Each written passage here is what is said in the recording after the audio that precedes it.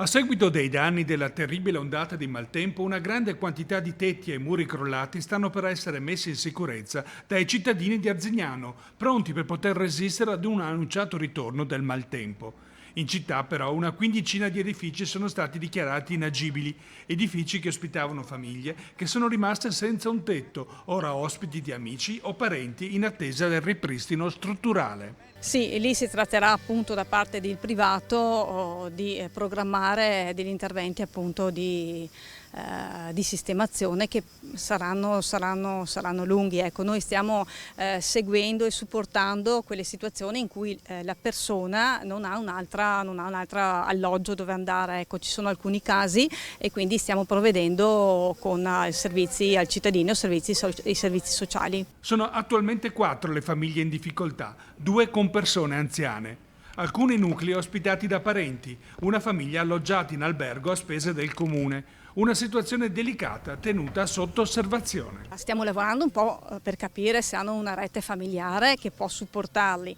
altrimenti stiamo provvedendo a capire se possiamo concedere o assegnare provvisoriamente per l'emergenza delle abitazioni comunali.